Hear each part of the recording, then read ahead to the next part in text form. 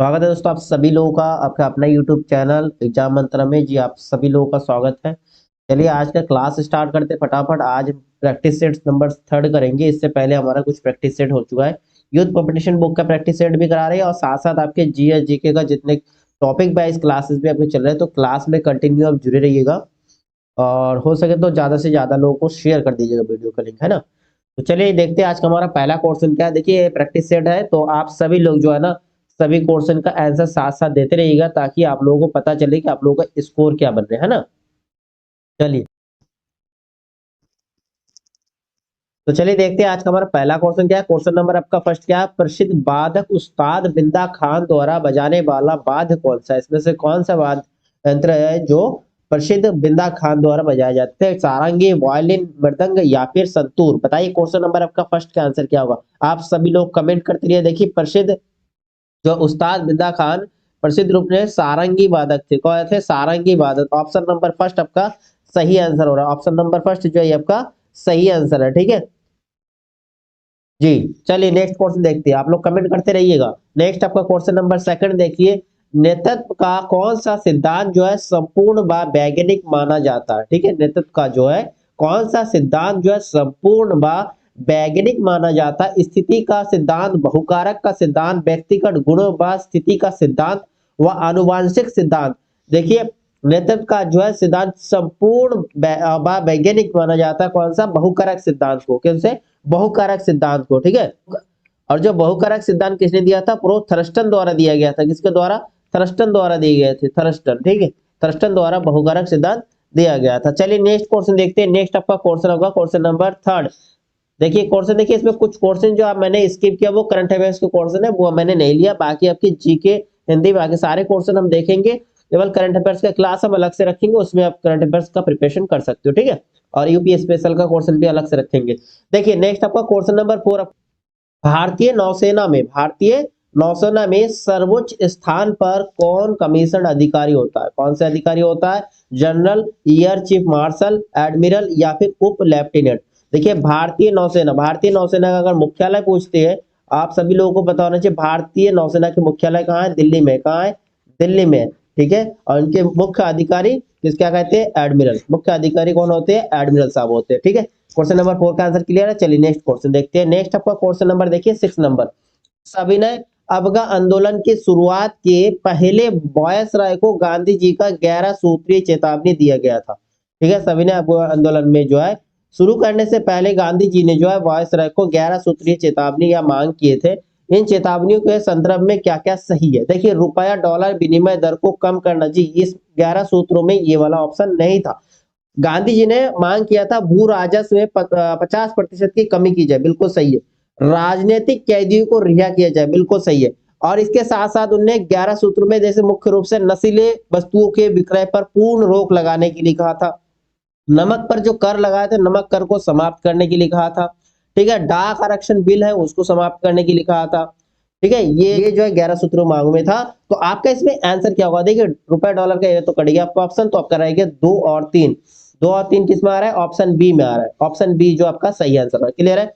और सविनय अवज्ञा आंदोलन की डेट बताइए। सविनय अवज्ञा आंदोलन कब शुरू किए थे? देखिए शुरू करने के लिए 1930 31 30 31 ध्यान रखिएगा, 1930 31, ठीक है। प्रारंभ करने से पहले ही गांधी जी ने जो 11 सूत्री मांग किए थे। किसमें? यंग इंडिया जो समाचार पत्र है, यंग इंडिया समाचार पत्र में उन्होंने प्रकाशित किया था 11 सूत्री मांग के लिए, ठीक है। चलिए नेक्स्ट क्वेश्चन देखते हैं। नेक्स्ट आपका क्वेश्चन नंबर 7 देखिए। क्वेश्चन नंबर 7, दक्षिणी गोलार्ध में सबसे छोटा दिन। देखिए उत्तरी गोलार्ध का नहीं पूछी, जबकि हमारा जो एरिया है उत्तरी गोलार्ध का नहीं, दक्षिणी गोलार्ध के लिए पूछा है। तो दक्षिणी गोलार्ध में सबसे छोटा दिन कौन सा है? 22 दिसंबर, 21 जून, 21 मार्च या 23 सितंबर? बताइए क्वेश्चन नंबर आपका 7 का आंसर क्या होगा? 7 का देखिए 21 जून को स्थिति में जो है 21 जून की स्थिति को जो है कर्क रेखा, जो कर्क संक्रांति कहा जाता है, कर्क संक्रांति कहा जाता है, उस दिन जो है सूर्य बिल्कुल कर्क रेखा पर लंबवत पड़ता है। ठीक है, जिसके कारण जो है 21 जून उत्तरी गोलार्ध में सबसे लंबा, हमारे जो उत्तरी गोलार्ध एरिया में हमारा पड़ता है, तो उत्तरी गोलार्ध में सबसे बड़ा दिन हो जाता है, उत्तरी गोलार्ध में सबसे लंबा दिन हो जाता है। और जो है दक्षिणी गोलार्ध में सबसे छोटा दिन हो जाएंगे। तो आपका सबसे छोटा कौन सा हो जाएगा? दक्षिणी गोलार्ध में 21 जून, ठीक है, 21 जून। उत्तरी गोलार्ध में सबसे लंबा हो जाएंगे, है ना। चलिए नेक्स्ट क्वेश्चन देखते हैं। नेक्स्ट आपका क्वेश्चन नंबर 8, अनुसूचित जनजाति के संरक्षण के लिए एक क्षेत्र को अनुसूचित क्षेत्र के रूप में घोषणा करने की शक्ति किसके पास होती है? ठीक है, अनुसूचित जनजाति के संरक्षण के लिए एक क्षेत्र को अनुसूचित क्षेत्र के रूप में घोषणा करने का शक्ति या अधिकार किसके पास है? भारत के प्रधानमंत्री के पास, भारत के राष्ट्रपति के पास, राज्य के मुख्यमंत्री के पास, या भारत के उपराष्ट्रपति के पास? बताइए क्वेश्चन नंबर आपका 8 का आंसर क्या होगा। देखिए क्वेश्चन नंबर 8 के आंसर क्या हो जाएगा? आपका आंसर होगा राष्ट्रपति के पास, भारत के राष्ट्रपति के पास। ऑप्शन नंबर जो बी है ये आपका सही आंसर होगा, भारत के राष्ट्रपति के पास ये अधिकार है, ठीक है, ठीक है। और इसका उल्लेख जो है आपको संविधान के 5वीं अनुसूची में, कौन सी में? 5वीं अनुसूची में है, 5वीं अनुसूची में है। चलिए नेक्स्ट क्वेश्चन देखते हैं। नेक्स्ट आपका क्वेश्चन होगा क्वेश्चन नंबर 10। देखिए क्वेश्चन नंबर आपका 10 क्या कह रहा है? भारत के संविधान के किस अनुच्छेद के अधीन जो है राज्यों के राज्यपाल को अध्यादेश जारी करने की शक्ति है? राज्यों के राज्यपाल को अध्यादेश जारी करने की शक्ति प्राप्त है। अनुच्छेद 123, अनुच्छेद 211, अनुच्छेद 300, अनुच्छेद 213 या अनुच्छेद 212? बताइए क्वेश्चन नंबर आपका 10 का आंसर क्या होगा? देखिए भारतीय संविधान 213, देखिए भारतीय संविधान अनुच्छेद 213 के अनुसार जो है भारत के किसी भी राज्य के राज्यपाल को अध्यादेश जारी करने की शक्ति प्राप्त है ना। भारत के किसी भी राज्य के राज्यपाल को जो है अध्यादेश जारी करने की शक्ति प्राप्त है। देखिए जब विधानसभा तथा विधानमंडल सत्र में ना हो और राज्यपाल को यहाँ समाधान हो जाए कि तुरंत कार्रवाई करना आवश्यक है, उस कंडीशन में अध्यादेश जारी कर सकता है राज्यपाल। और ये जो है अध्यादेश केवल 6 माह के लिए ही प्रभावी रहता है। कितने? 6 महीने के लिए ही प्रभावी रहता है। चलिए नेक्स्ट क्वेश्चन देखते हैं। नेक्स्ट आपका क्वेश्चन नंबर 11 क्या कर रहा है? क्वेश्चन नंबर 11, निम्न में से कौन सी किताब जो है सरोजिनी नायडू द्वारा लिखित नहीं है? ध्यान दीजिएगा, सरोजिनी नायडू द्वारा लिखित नहीं है। आपसे पूछा the broken king, the golden threshold, the golden word, the word of time. बताइए क्वेश्चन नंबर 11 का आंसर। देखिए पुस्तक से संबंधित आपका क्वेश्चन तो बनना ही है, हर पेपर में बनता है और आपकी इस पेपर में भी बनना ही है। जितने स्पेशल राइटर है, जितने स्पेशल यूनिक बुक है, उनके राइटर वगैरह अच्छे ढंग से याद कर लीजिएगा। और इसका स्पेशल हमने एक क्लास भी रखा, उस क्लास को भी आप देख लीजिएगा, उसमें काफी चीज इसमें क्लियर हो गई, जिसमें आपके स्पेशल बुक और उनसे रिलेटेड राइटर के बारे में। देखिए the broken king, the golden threshold और द वर्ड ऑफ टाइम, ये तीनों बुक जो है सरोजिनी नायडू द्वारा लिखित है। और the golden word, the golden word जो है ये पुस्तक जो है ग्रीम ब्रदर्स की है। किसके है? ग्रीम ब्रदर्स का, ग्रीम ब्रदर्स द्वारा लिखी गई, ठीक है। तो इसमें आपका नहीं वाला पूछा है तो आपका ऑप्शन सी नंबर होगा, ठीक है। ऑप्शन सी जो है आपका सही आंसर होना। चलिए नेक्स्ट क्वेश्चन देखते हैं। आपका नेक्स्ट होगा क्वेश्चन नंबर 12 नंबर। देखिए क्वेश्चन नंबर 12 क्या कर रहा है? निम्नलिखित में से कौन सी मिश्रित खेती की प्रमुख विशेषता है? मिश्रित खेती की प्रमुख विशेषता है नकदी और खाद दोनों फसलों की साथ साथ खेती, दो या दो से अधिक फसलों को एक ही खेत में उगाना, पशुपालन और फसल उत्पादन को एक साथ करना, उपयुक्त में से कोई नहीं। बहुत अच्छा क्वेश्चन है। बताइए मिश्रित खेती की प्रमुख विशेषता क्या है? क्वेश्चन नंबर 12 का आंसर क्या होगा? देखिए मिश्रित खेती जिसमें हम क्या करते हैं, खेती के साथ साथ पशुपालन साथ में कर सकते हैं ना, पशुपालन और फसल उत्पादन एक ही साथ करना को हम क्या कहते हैं? मिश्रित खेती कहते हैं। जैसे हम बोल सकते हैं मिश्रित, जैसे हम कहते हैं मिश्रित खेती एक ऐसी कृषि प्रणाली है जिसमें पशुधन के साथ साथ खेती भी शामिल हो। जब एक ही खेत पर फसल उत्पादन के साथ साथ जैसे मुर्गी पालन, ठीक है, डेयरी फार्मिंग या मधुमक्खी पालन आदि का साथ साथ में किया जाता है, इसी को हम मिश्रित खेती के रूप में कहते हैं, ठीक है, मिश्रित खेती कहते हैं, ठीक है ना। चलिए नेक्स्ट क्वेश्चन देखते हैं। नेक्स्ट आपका क्वेश्चन हो जाएंगे 13 नंबर। देखिए क्वेश्चन नंबर आपका 13 क्या कर रहा है? निम्नलिखित में से किस राज्य में वहिनी दरबार समाचार पत्र महिलाओं द्वारा और महिलाओं के लिए प्रकाशित होता है? वहिनी दरबार, ठीक है, पश्चिम बंगाल, झारखंड, महाराष्ट्र या मध्य प्रदेश? बताइए क्वेश्चन नंबर 13 का आंसर क्या है? देखिए क्वेश्चन नंबर 13 का आंसर होगा आपके ऑप्शन डी, मध्य प्रदेश, ठीक है। मध्य प्रदेश राज्य द्वारा वाहिनी दरबार समाचार पत्र महिलाओं द्वारा महिलाओं के लिए प्रकाशित होता है। नेक्स्ट आपका क्वेश्चन नंबर 14 देखते हैं। किस सिख गुरु ने आदि ग्रंथ संकलित किया है? गुरु अंगद जी, गुरु रामदास, गुरु अर्जुन देव या गुरु हरराय? बताइए क्वेश्चन नंबर आपका 14 का आंसर क्या होगा? देखिए क्वेश्चन नंबर 14 का आपका आंसर क्या हो रहा है? कमेंट कर दिए आप सभी लोग, फटाफट कमेंट करते रहिए सही आंसर कमेंट करने की कोशिश करिएगा, क्योंकि आप लोगों का पेपर ज्यादा दिन नहीं है, मैक्सिमम टाइम आप स्टडी करने में लगाइए, ठीक है ना। बताइए आदि ग्रंथ संकलित किसने किया था? गुरु अर्जुन देव। ऑप्शन आपका सी सही होगा जी, बिल्कुल ऑप्शन सी सही होगा, ऑप्शन सी नंबर आपका सही आंसर होगा, ठीक है। गुरु अर्जुन देव जो है सिखों के कौन से नंबर के गुरु थे? पांचवें गुरु थे। कौन से गुरु थे? पांचवें नंबर के गुरु थे, ठीक है। और इन्होंने ही जो है अमृतसर नगर की स्थापना किया था, अमृतसर नगर, ठीक है। अमृतसर नगर जो है की स्थापना किसने किया था? गुरु अर्जुन देव ने किया था। और देखिए इन्होंने ही अमृतसर तालाब के मध्य जो है हरमिंदर साहिब का निर्माण भी करवाया था। क्लियर है? चलिए नेक्स्ट क्वेश्चन देखते हैं। नेक्स्ट आपका क्वेश्चन नंबर 15 में पहुंचते हैं। क्वेश्चन नंबर 15 क्या है आपका? क्वेश्चन है तुलुब के राजवंश की स्थापना किसने की? तुलुब के राजवंश की स्थापना किसने की? नरसा नायक, कृष्णदेव राय, अच्युत राय या फिर वीर नरसिंह।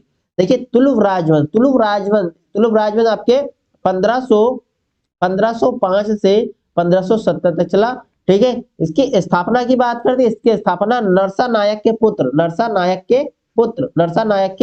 पुत्र वीर नरसिंह ने की। कितने? वीर नरसिंह। ऑप्शन आपका डी जो है ये आपका सही आंसर होगा, वीर नरसिंह, ठीक है। चलिए नेक्स्ट क्वेश्चन देखते हैं। नेक्स्ट आपका क्वेश्चन नंबर 16 में पहुंचते हैं। पहली बार भारत पर आक्रमण करने वाला मुस्लिम कौन थे? ये क्वेश्चन भी काफी रिपीटेड होता है। पहला मुस्लिम शासक कौन थे जो भारत पर आक्रमण किए थे? फिरदौस शाह, मोहम्मद गौरी, मोहम्मद बिन कासिम या महमूद गजनवी, ठीक है। महमूद गजनवी का वही सोमनाथ वाला आक्रमण, 17 बार आक्रमण किए थे महमूद गजनवी। तो आपका आंसर किस में जाएंगे? पहला मुस्लिम शासक पूछा तो आपके मोहम्मद बिन कासिम आंसर होगा, ठीक है। मोहम्मद बिन कासिम, ऑप्शन नंबर सी जो है ये आपका सही आंसर होगा। चलिए नेक्स्ट क्वेश्चन देखते हैं। नेक्स्ट आपका क्वेश्चन पहुंचते हैं हम 17 नंबर में। क्वेश्चन नंबर 17 आपका क्या कर रहा है? निम्न में से कौन सा उपवेद नहीं है? उपवेद नहीं है, एक क्वेश्चन भी हमने पिछले क्लास में बताया था। कौन सा उपवेद नहीं है? धनुर्वेद, शस्त्रवेद, आयुर्वेद या योग वेद। क्वेश्चन नंबर 17 देखिए धनुर्वेद, शस्त्रवेद, आयुर्वेद ये आपके तीनों का तीनों उपवेद है, जबकि योग वेद ये आपका कोई उपवेद नहीं है, ठीक है। योग वेद कोई उपवेद नहीं है। और ये धनुर्वेद जो आपके यजुर्वेद का उपवेद है, किसका? यजुर्वेद का उपवेद है। और आपके आयुर्वेद की बात करते हैं, आयुर्वेद जो आपके ऋग्वेद का उपवेद है, ऋग्वेद का उपवेद है।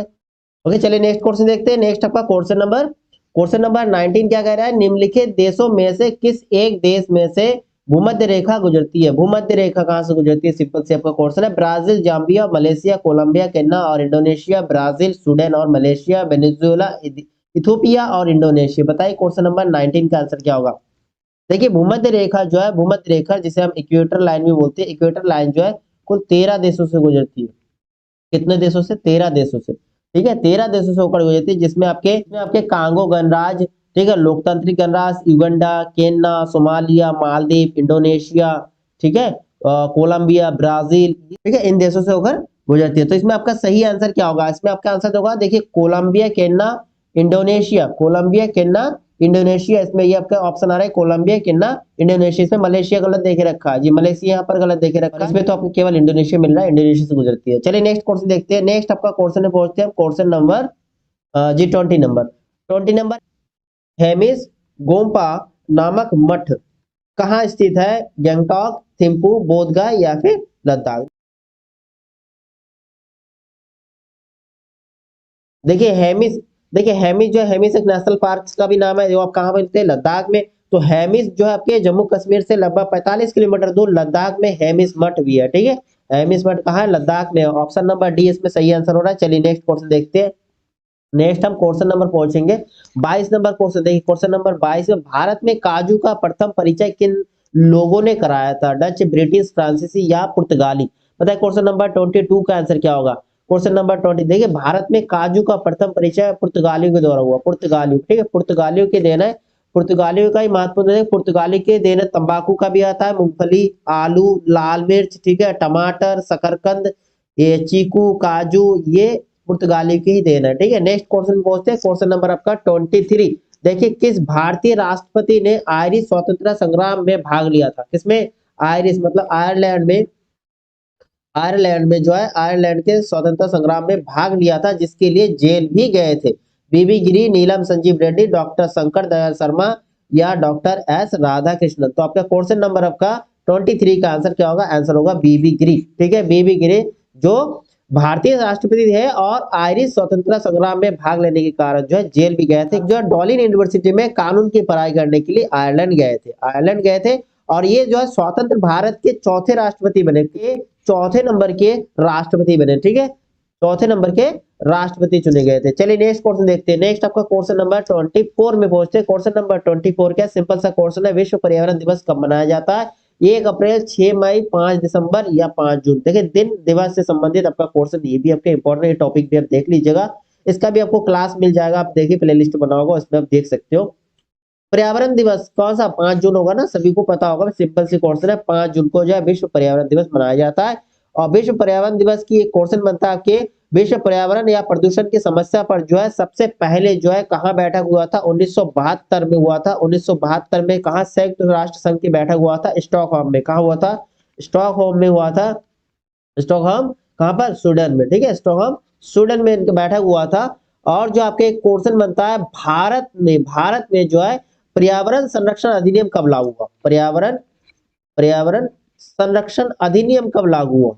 ये भी क्वेश्चन इंपॉर्टेंट बनता है। पर्यावरण संरक्षण अधिनियम जो है भारत में कब लागू हुआ? भारतीय पर्यावरण संरक्षण अधिनियम जो है आपके कब? 1986 में लागू हुआ। 1986 में, ध्यान रखिएगा, 1986 में भारतीय पर्यावरण संरक्षण अधिनियम लागू हुआ। और जब पर्यावरण प्रदूषण की समस्या के लिए सर्वप्रथम जो बैठक हुआ था, कहाँ हुआ था? स्टॉकहोम में हुआ था, संयुक्त राष्ट्र संघ का। ठीक है, स्टॉकहोम स्वीडन में हुआ था। क्लियर है? चलिए नेक्स्ट क्वेश्चन देखते हैं। नेक्स्ट आपका क्वेश्चन पहुंचते हैं क्वेश्चन नंबर 26 में। भारतीय संविधान सभा में कुल कितने महिला सदस्य? जो संविधान सभा, संविधान निर्माण के लिए संविधान सभा होती है, उसमें कितने महिला सदस्य थे? 12, 13, 15 या फिर 17?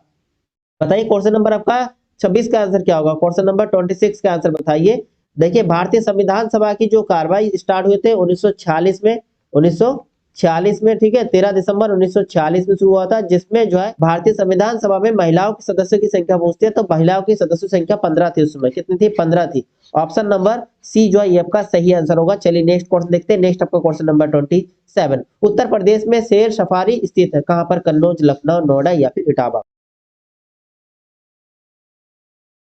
बताइए क्वेश्चन नंबर 27 का आंसर क्या होगा? देखिए उत्तर प्रदेश में शेर सफारी कहां पर है? इटावा में है ना। ऑप्शन नंबर आपका डी करेक्ट है। चलिए नेक्स्ट क्वेश्चन देखते हैं। नेक्स्ट आपका क्वेश्चन नंबर 28, प्रसिद्ध चरकुला नृत्य संबंधित है। चरकुला नृत्य किससे संबंधित? अवध से, बुंदेलखंड से, ब्रजभूमि से या फिर रोहिलखंड से? बताइए क्वेश्चन नंबर आपके 28 का आंसर क्या होगा? देखिए चरकुला नृत्य तो उत्तर प्रदेश से संबंधित है। कहां से? उत्तर प्रदेश के, लेकिन उत्तर प्रदेश के किस भूमि से? ब्रजभूमि से। ठीक है, ब्रजभूमि से। ऑप्शन नंबर सी जो है आपका सही आंसर होगा। इस नृत्य में क्या किया जाता है? स्त्री या पुरुष भाई स्त्री का वेश धारण करती है और सिर पर जो है मिट्टी के 7-8 घड़े लेती है, उसके ऊपर जलता हुआ दीपक रखकर क्या करते हैं? नृत्य करते हैं। इसे हम चरकुला नृत्य कहते हैं। चलिए नेक्स्ट क्वेश्चन देखते हैं। नेक्स्ट आपका क्वेश्चन नंबर 29, निम्नलिखित में कौन सा भारतीय अर्थव्यवस्था का प्राथमिक क्षेत्र है? प्राथमिक क्षेत्र, भारतीय अर्थव्यवस्था का प्राथमिक क्षेत्र कृषि, उद्योग, सहकारिता या उपयुक्त में से कोई नहीं? बताइए क्वेश्चन नंबर 29 का आंसर क्या होगा? देखिए सिंपल से कृषि होगा।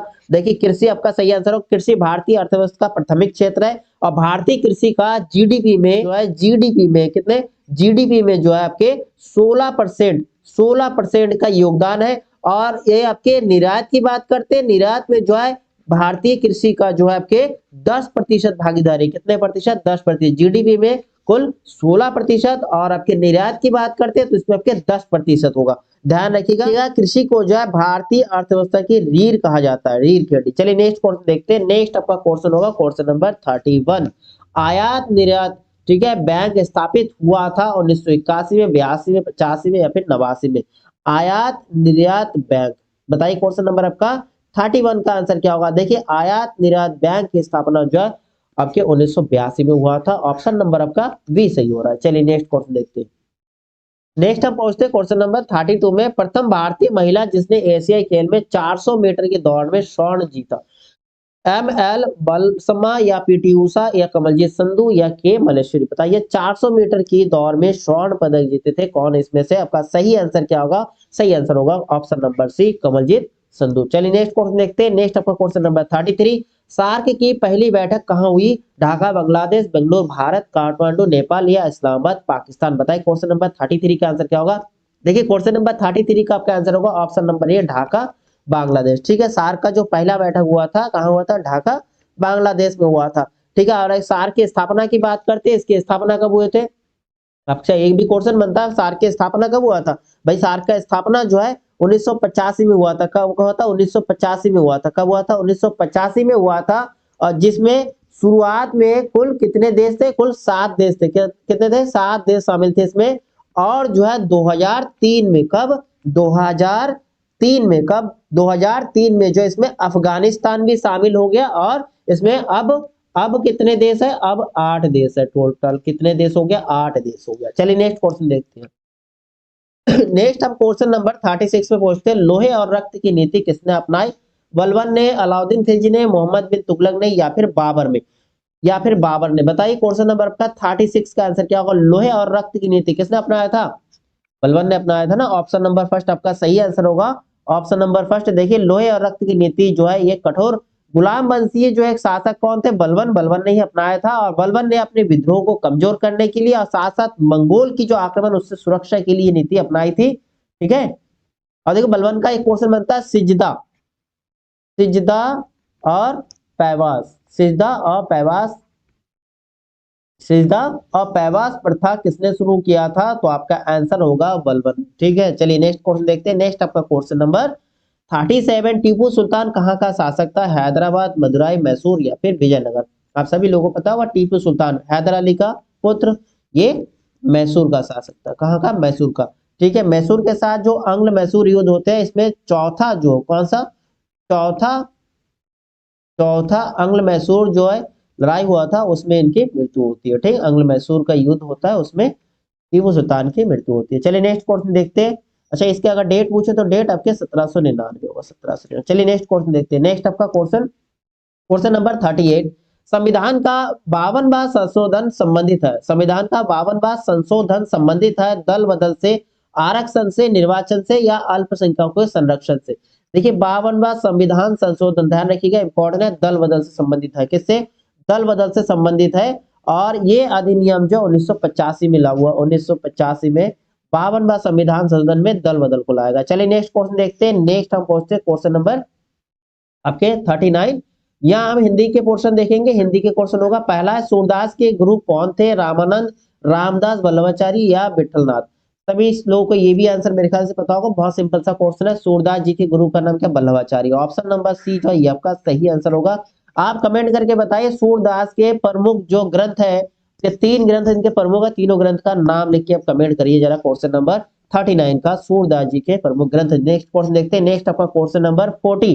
देखिए क्वेश्चन नंबर 40 क्या? छंद पढ़ते समय आने वाले विराम को क्या कहती है? गति, यति, तुक, या फिर गण? बताइए क्वेश्चन नंबर 40 का आंसर क्या होगा? देखिए छंद की जो नियमित वर्ण या फिर मात्रा में सांस लेने के लिए जो रुकना पड़ता है ना, इसी रुकने के स्थान को हम यति कहते हैं। ऑप्शन नंबर आपका बी सही होगा। ध्यान रखने का, विराम या हम रुकते हैं, सांस रोकते हैं, उसके बीच में जो सांस रोकते हैं इसको हम क्या कहते हैं? यति कहते हैं। ध्यान रखिएगा, छंद पढ़ते समय आने वाले विराम को हम क्या कहते हैं? यति कहते हैं। नेक्स्ट क्वेश्चन देखते हैं। नेक्स्ट आपका क्वेश्चन होगा 41। देखिए क्वेश्चन नंबर 41 क्या है? विशेषण शब्द जिस संज्ञा या सर्वनाम की विशेषता बताते हैं या बतलाती है उसे क्या कहते हैं? क्रिया विशेषण, विशेष्य, प्रविशेषण, या उपमान? देखिए विशेषण शब्द जिस संज्ञा या सर्वनाम की विशेषता बतलाते हैं उसे क्या कहते हैं? विशेष्य कहते हैं ना। ऑप्शन आपका बी नंबर जो है ये आपका सही आंसर होगा क्वेश्चन नंबर 41 का। क्लियर है। चलिए नेक्स्ट क्वेश्चन देखते हैं। नेक्स्ट आपका क्वेश्चन 42। प्राचीन शब्द विशेषण के किस प्रकार में आता है? सर्वनामिक विशेषण, परिमाण विशेषण, संख्यावाचक, या गुणवाचक? भाई प्राचीन मतलब पुराना की बात करते हैं, प्राचीन नया, तो ये गुण की बात करेंगे। आपका ऑप्शन नंबर डी जो है ये आपका सही आंसर होगा।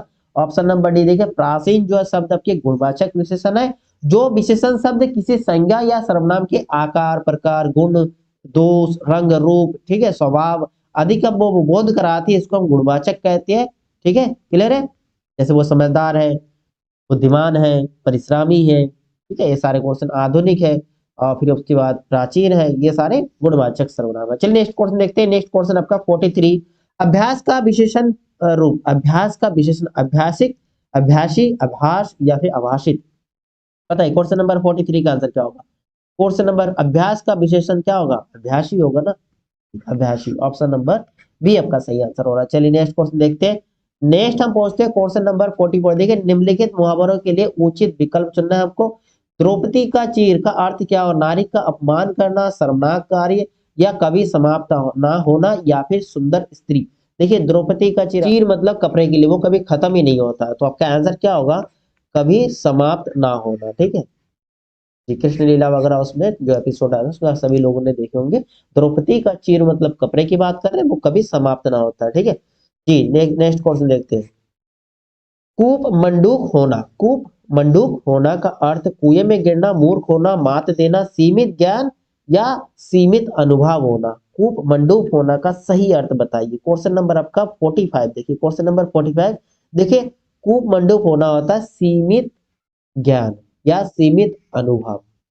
ठीक है, ऑप्शन आपका डी जो है सही आंसर होगा। चलिए नेक्स्ट क्वेश्चन देखते हैं। नेक्स्ट हम पहुंचते हैं क्वेश्चन नंबर 47 में। दिए गए वाक्यांश के लिए एक शब्द का चयन कीजिए। पूरब और पश्चिम, बीच की दिशा, बीच की दिशा, आग्नेय, ईशान, वायव्य या फिर नैऋत्य। बताइए कौन सा नंबर आपका 47 का आंसर क्या होगा। देखिए एक क्वेश्चन में काफी आता है, पूरब बीच की दिशा को हम ईशान कहते हैं। सही हो रहा है ऑप्शन आपका बी सही हो रहा है, ऑप्शन बी सही हो रहा है। चलिए नेक्स्ट क्वेश्चन देखते हैं। नेक्स्ट आपका क्वेश्चन नंबर 48। वलय शब्द का अर्थ चिन्हित कीजिए। वलय, वलय का अर्थ क्या है। वृक्ष की छाल, गोलाकार घेरा, मृग छाल या फिर आवरण। देखिए वलय का अर्थ होता है गोलाकार घेरा कोई भी। ठीक है, गोलाकार घेरा, ऑप्शन नंबर बी जो है इसमें भी आपका करेक्ट आंसर है। नेक्स्ट क्वेश्चन देखते हैं। नेक्स्ट आपका क्वेश्चन हम पहुंचते हैं 49 में। नीचे दिए गए शब्दों में से अव्ययभाव समास का चयन कीजिए। अव्ययभाव जिसमें पहला पद क्या होता है, अव्यय होता है, पहला पद अव्यय होता है, बाद दूसरा पद प्रधान होता है। जैसे पाप पुण्य, देखिए पाप पुण्य ये आपके द्वंद्व समाज का होगा, बीच में आपके योजक लगाए और एक दूसरे का विलोम होता है, इसे द्वंद्व समाज कहते हैं। आजीवन, देखिए इसको हम तोड़ेंगे, आ प्लस जीवन, तो आपको देखा पहला शब्द जो है अव्यय हो गया, दूसरा शब्द प्रधान हो गया, आपका यही आपका आंसर होगा अव्ययभाव समास का। ठीक है, चलिए नेक्स्ट आपको क्वेश्चन नंबर 50 देखते हैं। 50 नंबर क्या है, ठीक समय पर आ जाना में कौन सा कारक है। ठीक समय पर आ जाना, पर लगा, देखिए कर्ता ने कर्म को कर्ण से, ये कारक चिन्ह जरूर ध्यान रखिएगा। पर किस में आता है, अधिकारण में, ऑप्शन आपका डी सही होगा, ऑप्शन आपका डी सही होगा। इसके अलावा अधिकरण जब भी समय की बात होता है, स्थान अवसर आदि का जिसमें बोध होता है वो हमारा अधिकरण समास होता है। जैसे चिड़िया पेड़ पर बैठी है, स्थान का बोध हो रहा है। ठीक समय पर आ जाना, ये भी आपका किसी समय का ज्ञान हो रहा है, तो इसका मतलब है अधिकरण है। और ज्यादातर हम पर से पहचान लेते हैं कारक चिन्ह से। चलिए नेक्स्ट क्वेश्चन देखते हैं। नेक्स्ट आपका क्वेश्चन नंबर 51। मंदिर मदिरा युग्म का उपयुक्त अर्थ वाला युग्म कौन सा है। देखिए मंदिर और मदिरा, पूजा, पूजा घर, पुजारी, घर सवारी, गुफा, बड़ी गुफा, देवालय, अश्वशाला। देखिए मंदिर को हम देवालय बोल सकते हैं, मदिरा अश्वशाला, अश्वशाला मधुशाला। आपका आंसर क्या होगा, ऑप्शन नंबर डी जो है आपका सही आंसर होगा। नेक्स्ट हम पहुंचते हैं क्वेश्चन नंबर 52 में। क्वेश्चन नंबर आपका 52 क्या है कि निम्नलिखित में से मिस्र वाक्य कौन सा, मेरे आते ही वर्षा होने लगी, उसके जाने के बाद वर्षा होने लगी, वह घर से निकला और वर्षा होने लगी, जो ही वह घर से निकला वर्षा होने लगी।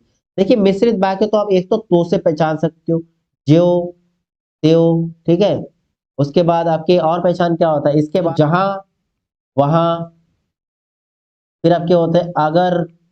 ठीक है, इन शब्दों से आप पहचान सकते हो मिश्र वाक्य, तो इसमें आपका ज्यो लगाए, ऑप्शन नंबर डी जो है आपका सही आंसर है। ऑप्शन नंबर डी जो है आपका सही आंसर होगा, मिश्र वाक्य। चलिए नेक्स्ट क्वेश्चन देखते हैं। नेक्स्ट हम पहुंचते हैं क्वेश्चन नंबर 57 में। रिक्त स्थान हेतु दिए गए विकल्प में उचित विकल्प चुनिए। रामू की डैश केवल इसलिए हुई क्योंकि राजीव उसकी डैश अधिक बुद्धिमान। देखिए किसी का तुलना होता है, तुलना करने में क्या लगता है, अपेक्षा लगता है। अधिक बुद्धिमान, अधिक बुद्ध तो उसका अपेक्षा होता है, अपेक्षा दूसरे बार में तो अपेक्षा उपेक्षा वाला, ये दोनों कट जाएंगे। और अपेक्षा अपेक्षा रामू की अपेक्षा तुलना केवल इसलिए हुई नहीं हो सकता, अपेक्षा अपेक्षा रामू की उपेक्षा। ठीक है, उपेक्षा, रामू की उपेक्षा केवल इसलिए हुई क्योंकि राजीव उसकी अपेक्षा अधिक बुद्धिमान है, तो आपसे ऑप्शन जो है सी सही हो रहा है। ठीक है, रामू की उपेक्षा केवल इसलिए हुई क्योंकि राजीव उसकी अपेक्षा अधिक बुद्धिमान है ना, उसकी तुलना में अधिक बुद्धिमान है, इसलिए उसकी उपेक्षा हुई। चलिए नेक्स्ट क्वेश्चन देखते हैं। नेक्स्ट हम पहुंचते हैं क्वेश्चन नंबर 58 में। देखिए क्वेश्चन नंबर 58 आपका क्या है, निम्न पंक्ति में सही अलंकार का चयन कीजिए। पानी बिच मीन प्यासी, मोही सुनी सुनी आवे हासी। पानी बिच मीन प्यासी, मोही सुनी सुनी आवे हासी।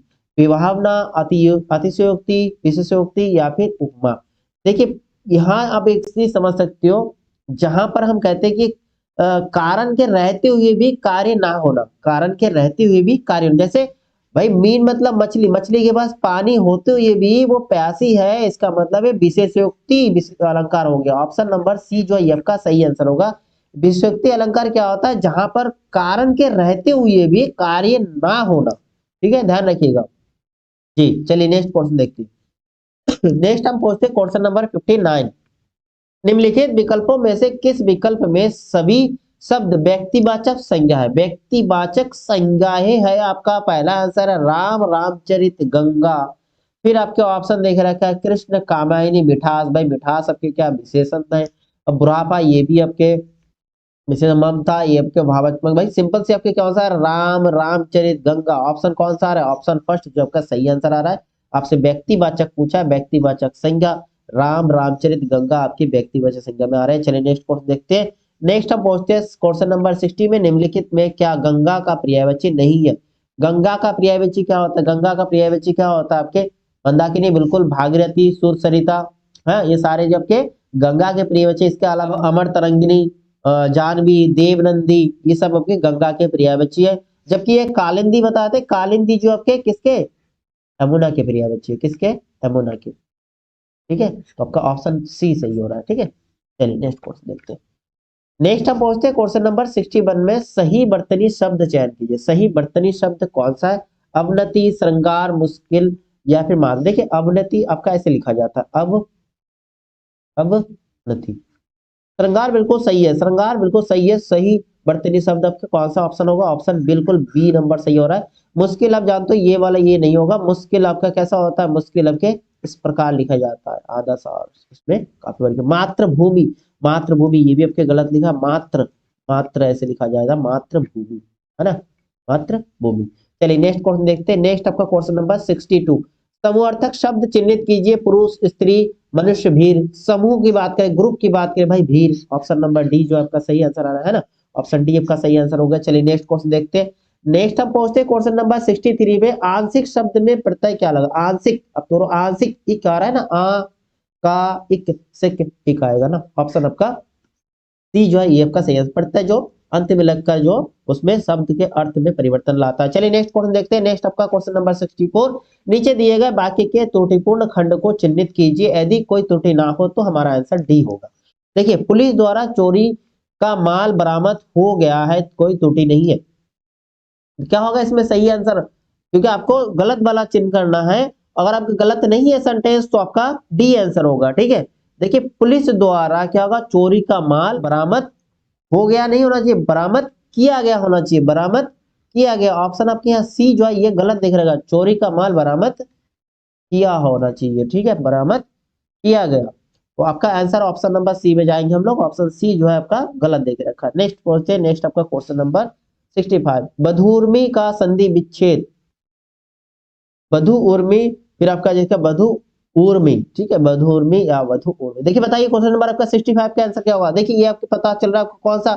भाई समान वाले, समान वाले जब आता है, समान वाले जैसे बरु हो गया दोनों, समान वाले जो समान स्वर या वर्ण आते तो वो कौन सा दीर्घ संधि का होता है? देखिए यहाँ समान वाला, देखिए बधु उर्मी, बधु उर्मी। यहाँ आपकी कौन सी मात्रा पहुंच रहा है? ऊ की मात्रा। ऑप्शन आपका डी सही हो रहा है, डी सही हो रहा है।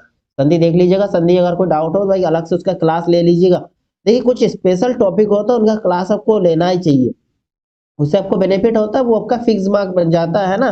जो आपके देखिए एक्स्ट्रा जो क्वेश्चन आता है, जो लाइक आपके करंट अफेयर्स का हो गया, मैथ का दो चार क्वेश्चन आपको मिल जाएगा आउट आउट ऑफ थोड़ा मॉडरेट जिसे क्वेश्चन हम बोलेंगे, दो चार मिलेंगे, ऐसा नहीं मिलेंगे। अगर आपको रैंक अच्छा बनाना है, अच्छा मेरिट में आपका नंबर अच्छा होना है, तो सिंपल से जो टॉपिक आपका कंपलसरी है उन टॉपिक को, सिंपल भी लगता है भाई एक बार पढ़ लिया आराम से क्लियर कर सकती हो, कोई भी क्वेश्चन दे दिया, तो ऐसे टॉपिकों को अच्छे ढंग से पढ़ लेना। ठीक है, ऐसे टॉपिक को मत छोड़ना, ऐसे टॉपिक को पहले ही पढ़ लेना, तो कवर कर लो पहले से। ठीक है, जो नया चीज सीखने से पहले पुराना जिसका आपको नॉलेज थोड़ा बहुत है उस टॉपिक को एक बार फिर से रिवीजन करके उसकी मजबूती बना लो। ठीक है ना, ताकि जो भी क्वेश्चन आपके सामने मिले वो आपका फिक्स नंबर बन जाए। वाह, ये नंबर तो मेरा पक्का है, ऐसा होना चाहिए। चलिए नेक्स्ट क्वेश्चन देखते हैं। नेक्स्ट हम पहुंचते हैं क्वेश्चन नंबर 66 में। भिन्नार्थक शब्द का चयन कीजिए। भिन्नार्थक, पावक, अनिल, अनल, कृषाणु। बताइए क्वेश्चन नंबर 66 का आंसर क्या होगा? देखिए पावक, कृषाणु, अनल, पावक, कृषाणु और अनल, ये किसकी पर्यायवाची है? ये आपके अग्नि की पर्यायवाची। किसकी है? अग्नि की पर्यायवाची। ये तीनों जो है अग्नि की। जबकि अनिल की बात करते, अनिल किसकी पर्यायवाची? अनिल आपके हवा की पर्यायवाची है, हवा की। ठीक है, इनमें भिन्नार्थक कौन सा होगा? ऑप्शन बी जो आपका सही आंसर हो जाएगा। चलिए नेक्स्ट क्वेश्चन देखते हैं। नेक्स्ट हम पहुंचते हैं क्वेश्चन नंबर 67 में। हर्ष का विलोम बताएं। हर्ष का विलोम, हर्ष मतलब क्या होता है? खुशी होता है ना, उत्साह मनाना, खुशी होना। तो इसका क्या होगा? देखिए खुशी ये तो नहीं होगा, उल्लास ये भी नहीं होगा, आनंद भाई एंजॉय ये भी नहीं, विषाद होगा। विलोम पूछा ना आपका, विलोम। ऑप्शन नंबर कौन सा होगा? ऑप्शन आपका बी जो है आपका सही आंसर होगा 67 का। चलिए नेक्स्ट क्वेश्चन देखते हैं। नेक्स्ट हम पहुंचते हैं क्वेश्चन नंबर 68 में। देखिए क्वेश्चन नंबर 68 क्या? गंधला, मैला, मलिन किस शब्द के पर्यायवाची है? समझ सकते हो, गंधला, मैला, मलिन किसके लिए? अब देखो प्रलय मतलब क्या होता है, पहले तो अब देखिए प्रलय की बात करते हैं हम। प्रलय, प्रलय का अर्थ क्या होता है भाई? विनाश होता है ना। हाँ जी, प्रलय का अर्थ विनाश हो गया। धवल का अर्थ क्या होता है? उजाला। धवल का अर्थ क्या होता है? उजाला। ठीक है, और पामर का अर्थ होता है, पामर का अर्थ होता है दुष्ट, दुष्ट। ठीक है, और प्रांकिल का अर्थ होता है आपके मैला, मलिन, गंदला। ठीक है, चलिए नेक्स्ट क्वेश्चन देखते हैं। नेक्स्ट हम पहुंचते हैं क्वेश्चन नंबर आपका 69 में। कर्कश का विलोम नीचे दिए गए विकल्पों में से चुने। कठोर, विवेकी, मधुर या फिर विनम्र। विनम्र होगा यहाँ पर। ठीक है, विनम्र। कर्कश का विलोम पूछा है, कर्कश का विलोम क्या होगा? क्वेश्चन नंबर 69 का आंसर देखिए, कर्कश, कर्कश का क्या होगा? मधुर होगा ना जी, मधुर होगा। ऑप्शन नंबर सी जो है आपका सही आंसर होना चाहिए। मधुर जो है कर्कश का विलोम होगा। कठोर का सिंपल से आप लोगों को बताओ, कठोर का कोमल होगा। कठोर का क्या होता है? कोमल होगा। विवेकी का आप ये भी बता सकते हो, अविवेकी, अविवेकी होना। ठीक है, विवेकी होना। और आपके विनम्र की क्या होता है? विनम्र की भाई एक तरह का धृष्ट, धृष्ट व्यक्ति है ना। चलिए नेक्स्ट क्वेश्चन देखते हैं। नेक्स्ट हम पहुंचते हैं क्वेश्चन नंबर 70 में। देखिए क्वेश्चन नंबर 70, जो इंद्र पर विजय प्राप्त कर चुका हो, इंद्रेज, इंदु, इंद्रजीत या जितेंद्र। सभी लोग को पता होगा जो इंद्र पर विजय करते उसे इंद्रजीत, भाई इंद्रजीत जो इंद्र पर विजय प्राप्त कर चुका हो। ठीक है, देखिए यहाँ पर आपके एक और क्वेश्चन बढ़िया मतलब, जितेंद्रिय किसे कहते हैं? जितेंद्रिय भाई जो व्यक्ति या इंद्रियों पर विजय प्राप्त करता है, किस पे? इंद्रियों पे विजय प्राप्त करते हैं, उसे जितेंद्रिय कहते हैं। और जो इंद्र पर विजय करते हैं, इंद्रजीत। ठीक है, क्लियर है। चलिए नेक्स्ट क्वेश्चन देखते हैं। नेक्स्ट आपका 71, उच्च कुल में पैदा व्यक्ति उन्हें क्या कहते हैं? धनी, सवर्ण, श्रेष्ठ या कुलीन। ध्यान रखिएगा, कुलीन में जाएंगे हम लोग। ऑप्शन डी सही होगा। जी जी, चलिए नेक्स्ट क्वेश्चन देखते हैं। नेक्स्ट हम 72 में पहुंचते हैं। ईश्वर तुम्हें दीर्घायु दे, ईश्वर तुम्हें दीर्घायु दे। समझ में आ रहा है? ये आशीर्वाद देने की बात हो रहा है ना। अर्थ के आधार पर बाकी का भेद बताइए। प्रश्नवाचक बिल्कुल नहीं, प्रश्नवाचक का बीच में मतलब दी नहीं, निषेधवाचक नहीं, इच्छा हो रहा है ना, आशीर्वाद। आपका ऑप्शन सी सही हो रहा है। चलिए नेक्स्ट क्वेश्चन 73, श्री गणेश का विलोम। श्री गणेश मतलब किसी चीज का शुरू करना। ठीक है, तो क्या होगा? इति श्री, बहुत आता है इति श्री। आपका ऑप्शन कौन सा? और ऑप्शन आपका बी। श्री गणेश मतलब शुरुआत करना, इति श्री मतलब समाप्ति, याद। चलिए नेक्स्ट क्वेश्चन देखते हैं। नेक्स्ट आपका क्वेश्चन नंबर 74, फूल का पर्यायवाची नहीं है, पर्यायवाची नहीं आपसे पूछा है। सुमन बिल्कुल, पुष्प, कुसुम ये आपके किसके? फूल का पर्यायवाची है। और जबकि आपका जो तनुजा, तनुजा किसके है? तनुजा किसकी पर्यायवाची है? बेटी का है ना, तनुजा बेटी का पर्यायवाची है। तो आपका ऑप्शन कौन सा सही होगा? ऑप्शन आपका सी जो है आपका सही आंसर है। नेक्स्ट आपका क्वेश्चन, किस रस को रसराज कहा जाता है? किस रस को रसराज कहा जाता है? रसराज कहा जाता है, बताइए। क्वेश्चन नंबर आपका 75 का आंसर क्या होगा? कमेंट करिए। क्वेश्चन नंबर 75, वीर रस, हास्य रस, श्रृंगार रस या फिर शांति रस। बताइए आपका आंसर क्या होगा? रसराज, भाई श्रृंगार रस, रसों का राजा रसराज। ऑप्शन नंबर आपका सी जो है आपका सही आंसर होना है। ठीक है दोस्तों, तो यहाँ पर आपके जो जीके जीएस और आपके हिंदी के पोर्शन कंप्लीट होता है। बाकी आपके मैथ और रीजनिंग वाला वो किसी दूसरे क्लास में ले आते हैं। तो आप लोग अपना स्कोर शेयर करिए, आपका स्कोर बता सकते हो कितना आपका स्कोर बना है। और आपका प्रिपरेशन अगर थोड़ा आपके स्कोर नंबर कम आ रहे हैं तो आप प्रिपरेशन में लग जाइए। जिस जिस टॉपिक में आपको कंफ्यूजन उस टॉपिक पे प्रिपरेशन कर लीजिए। अभी टाइम है आप लोगों के पास अच्छा खासा, तो तैयारी आप कर सकते हो। ठीक है, तो आप लोगों को क्लास कैसा लगा आप जरूर कमेंट करके बताइए, और दोस्तों को शेयर जरूर कर दिए, लाइक और शेयर करना ना भूलिए, एक लाइक कर दीजिएगा, लाइक करते हुए जाइएगा और साथ में शेयर कर दीजिएगा। चलिए नेक्स्ट क्लास में मिलते हैं आप लोगों से। जय हिंद दोस्तों।